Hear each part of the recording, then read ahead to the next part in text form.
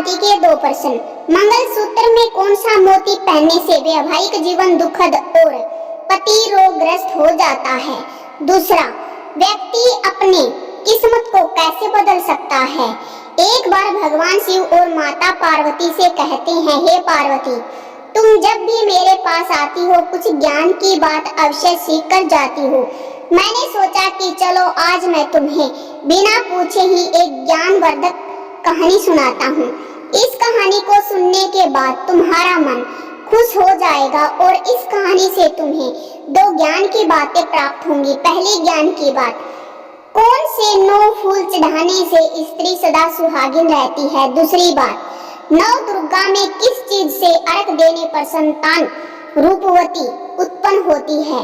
भगवान शिव कहते हैं, पार्वती, मगर मेरी एक शर्त है, इस कहानी को पूरा और मन लगाकर सुनना, क्योंकि आधी अधूरी कहानी सुनने से आधा अधूरा ही ज्ञान प्राप्त होता है, जो जीवन में कभी काम नहीं आता है। फिर माता पार्वती भगवान शिव को कहानी मन से सुनने का वचन देती है और कहानी शुरू करने का आग्रह करती है। भगवान शिव कहते हैं, पार्वती, प्राचीन समय में एक नगर में एक अनाथ व्यक्ति रहता था। वह भगवती दुर्गा का भक्त था।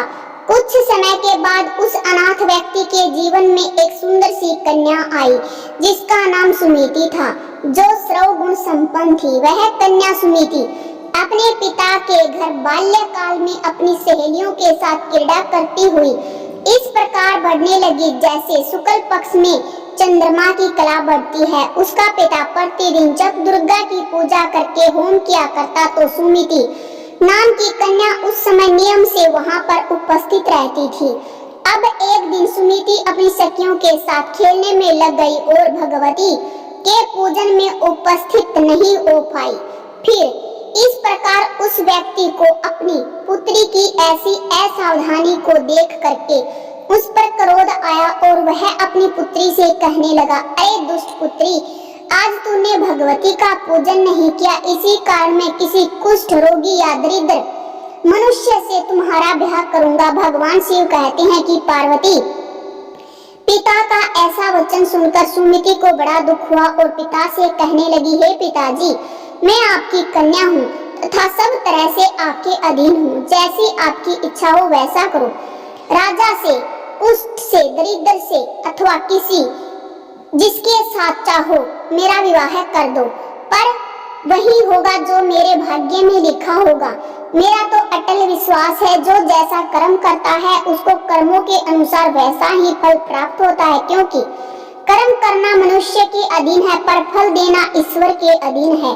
भगवान शिव कहते हैं कि हे पार्वती, इस प्रकार वह व्यक्ति अपनी कन्या से निर्भयता से कहे हुए वचन से क्रोधित होकर हो जाता है और फिर अपनी कन्या का विवाह एक कुष्ठ के साथ कर देता है और अत्यंत क्रोधित होकर पुत्री से कहने लगता है कि जाओ अपने कर्म का फल भोगो, देखे भाग्य के भरोसे रह करके तुम क्या करती हो।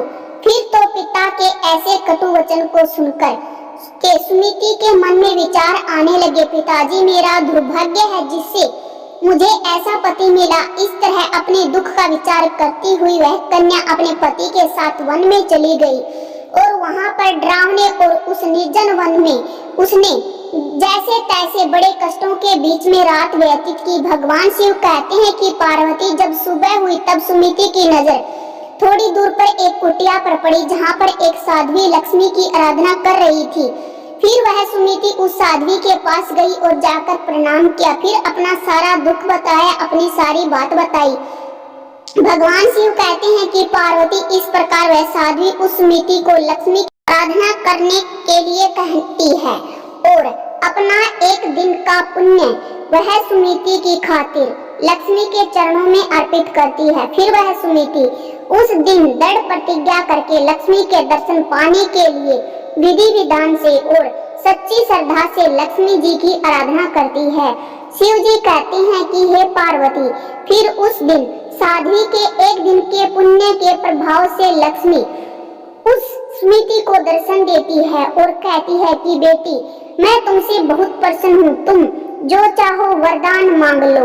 इस प्रकार लक्ष्मी की बात सुनकर वह सुनीति कहती है, हे कि माँ, यदि आप मुझ पर प्रसन्न हैं तो मुझे वरदान दो, मेरे पति को कोढ़ ठीक हो जाए और मैं सदा सुहागिन रहूं। हम दोनों पति पत्नी सांवले रंग के हैं, अतः हमारी संतान रूपवती हो। भगवान शिव कहते हैं कि पार्वती, फिर लक्ष्मी ने कहा, बेटी, तुमने जो वरदान मांग रही हो उसके लिए तुम्हें नवरात्रि के 9 दिन विधि विधान से व्रत रखकर के पूजा करनी होगी। फिर उस व्रत के प्रभाव से तुम्हें तीनों वरदान पाने की इच्छा पूरी होगी। भगवान शिव कहते हैं कि हे पार्वती, फिर इस प्रकार सुनीति ने कहा, हे माँ, मुझे नवरात्रि में 9 दिन किस विधि से पूजा करनी होगी? तो लक्ष्मी ने कहा, बेटी, यह विधि तुम्हें बताती हूँ, बड़े ही ध्यान से तुम सुनो। तुम्हें आज मेरे दर्शन पाने को जिस विधि से पूजा की है वैसे ही पूजा करना। बस तुमने जो पूजा करते समय गलती की वह बताती हूँ। यदि कोई भी स्त्री अपने पति की लंबी उम्र चाहती है और उसे निरोगी देखना चाहती है, साथ ही सुहागन बनकर अपनी जीवन जीना चाहती है, तो नवरात्रि में 9वीं के दिन 5-5 फूल चढ़ाने हैं।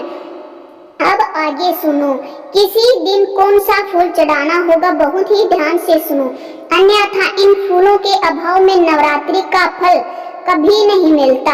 शिव कहते हैं कि हे पार्वती, लक्ष्मी ने कहा, पहले दिन सफेद कनेर के फूल अर्पित करने चाहिए, दूसरे दिन बरगद के फूल अर्पित करने चाहिए, तीसरे दिन शंख पुष्पी के फूल अर्पित करने चाहिए, चौथे दिन पीले कमल या गेंदे के फूल अर्पित करने चाहिए, 5वें दिन पीले रंग का कोई भी फूल अर्पित करना चाहिए, 6ठे दिन बेर के फूल अर्पित करने चाहिए, 7वें दिन यानी कि रात रानी के फूल अर्पित करने चाहिए, 8वें दिन मोगरे के फूल अर्पित करने चाहिए, 9वें दिन चंपा या गुड़हल के फूल अर्पित करने चाहिए। भगवान शिव कहते हैं कि हे पार्वती, इस प्रकार लक्ष्मी कहती है कि इन फूलों के अभाव में पूजा का फल नहीं मिलता।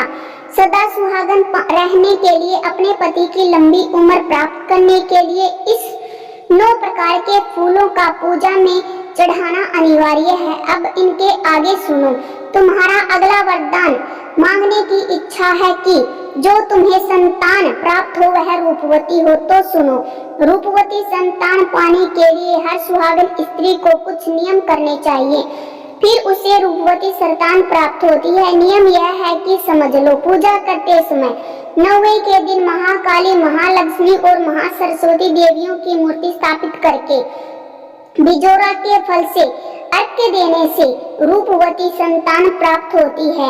जया फल से अर्घ्य देने से यश कीर्ति की प्राप्ति होती है और दाक से अर्घ्य देने से कार्य सिद्धि प्राप्त होती है और आंवले के अर्घ्य देने से सुख की प्राप्ति होती है। केले से अर्घ्य देने से आभूषणों की प्राप्ति होती है। इस प्रकार 9वें दिन पुष्पों में फलों से अर्घ्य देने पर व्रत समाप्त होता है। यथाविधि से हवन करके कार्य को संपन्न करना चाहिए। भगवान शिव कहते हैं कि हे पार्वती, इस प्रकार लक्ष्मी अंतर ध्यान हो जाती है। वही नवरात्रि आने पर सुमति नियमानुसार फल और फूलों से अर्घ्य देकर के व्रत को संपन्न करती है और फिर तुम्हारी कृपा उस पर सुमिति हो जाती है, जिसके प्रभाव से उसके पति का कोढ़ ठीक हो जाता है और उसे सदा सुहागन रहने का आशीर्वाद मिल जाता है। वही समय आने पर सुमति को रूपवती संतान की प्राप्ति होती है। भगवान कहते हैं कि पार्वती, इस प्रकार कहानी से प्राप्त ज्ञान जो भी सुहागिन स्त्री अपने जीवन में उतारती है उसे निश्चित ही सदा सुहागिन रहने का आशीर्वाद प्राप्त होता है। वह रूपवती संतान की प्राप्ति उसे होती है। फिर माता पार्वती कहती है, हे प्रभु, वास्तव में आज तो मेरा मन बहुत ही प्रसन्न हो गया, क्योंकि मेरी कृपा से ऐसा हो जाता और मुझे पता नहीं चलता। इसीलिए हे भोलेनाथ, आपने जो आज ज्ञान की बात बताई है वह बहुत ही ज्ञान देने वाली है। इसीलिए सारी सुहागिन महिलाओं से मेरी विनती है, माता पार्वती की तरफ से नियमानुसार नवरात्रि के व्रत करें, 9 तरह के फूल चढ़ाएं और अर्घ देते समय भी फलों का प्रयोग करें। हर प्रकार के फल मैंने इस वीडियो में बताए हैं। दोस्तों वीडियो पसंद आई तो लाइक शेयर सब्सक्राइब जरूर करें। कमेंट बॉक्स में जय माँ लक्ष्मी, जय सरस्वती, जय भोलेनाथ, जय पार्वती माता जरूर लिखें। थैंक्स फॉर वॉचिंग दोस्तों।